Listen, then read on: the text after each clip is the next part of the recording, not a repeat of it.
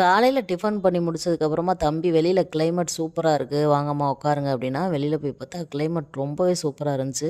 அதுக்கப்புறமா தான் தெரிஞ்சு வெளியில் இருக்க செடிகளுக்கெல்லாம் மழை தண்ணி விழுந்துருச்சு, வீட்டுக்குள்ளே இருக்க செடிக்கு தண்ணி ஊற்றலையப்பா அப்படின்ட்டு அப்புறம் பாப்பா ஊற்ற சொல்லிட்டு இருந்தேன். பாப்பா அந்த ரோஸ் வேறு நிறையா பூத்துருக்கு அப்படின்னா சரி பறிச்சுட்டு வா ஊர்லேயே டெக்கரேட் பண்ணிடலாம் அப்படின்ட்டு பத்தாவதுக்கு தம்பி தெருவில் போய் பறிச்சுட்டு வந்தான். பாப்பா ஏதோ ஒரு பூ வேறு பறிச்சுட்டு வந்தா, அது என்ன பூனே தெரியல, அதை தான் கையில் வச்சு பார்த்துட்டு இருந்தேன். அதுக்கப்புறமா லஞ்ச் என்ன பண்ணலாம் அப்படின்னு டிசைட் பண்ணிவிட்டு வீட்டுக்குள்ளே வந்தாச்சு. இந்த தக்காளி தொக்கும் முட்டையும் வைக்கலாம் அப்படின்னா தம்பி. தக்காளி தொக்கு நம்ம வீட்டு ஸ்டைலில் நிறையா ஸ்டைலில் வைப்போம். அதில் இதுவும் ஒரு ஸ்டைலில் எண்ணெய் ஊற்றிட்டு சோம்பு, சீரகம், வெங்காயம், காஞ்ச மிளகாய் எல்லாம் போட்டு நல்லா வதக்கி இஞ்சி பூண்டு பேஸ்ட் போட்டு தக்காளியும் போட்டு நல்லா வதக்கிட்டு தனி மிளகாத்தூள், மஞ்சள் தூள், குழம்புத்தூள் எல்லாம் போட்டு 1/2 டம்ளர் தண்ணியும் ஊற்றிட்டு நல்லா மூடி வச்சிடணும் ஒரு 10 நிமிஷத்துக்கு. அதுக்கப்புறமா திறந்து பார்த்தா எண்ணெய் பிரிஞ்சு வந்து தக்காளிலாம் வதங்கி சூப்பராக இருக்கும். அதுக்கப்புறம் வேக வச்ச முட்டையை வந்துட்டு போட்டு மல்லித்தழையை தூவி இறக்கிட்டோம்னா நம்ம வீட்டு ஸ்டைலில் தக்காளி தொக்கு சூப்பராக ரெடி ஆயிரும்.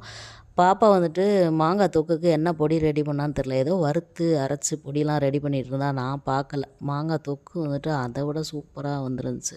இன்றைக்கி வீட்டில் வந்துட்டு சடவுன் வேறு, தம்பி வெளியில் உள்ள டைனிங் டேபிளே உட்காந்து சாப்பிட்டுக்கலாம் கிளைமேட்டு நல்லாயிருக்கு அப்படின்னா அப்படியே எல்லாத்தையும் வெளியில் டைனிங் டேபிளில் பரப்பி வச்சுட்டு அம்மி வந்து இன்றைக்கி லீவ் போட்டிருந்தான். அம்மிக்கும் வந்துட்டு சாப்பாடெலாம் போட்டு கொடுத்துட்டு இந்த நாள் இனிதே முடிந்ததுன்னு ஓட்டியாச்சு. மீண்டும் ஒரு வீடியோவில் பார்க்கலாம். டாட்டா.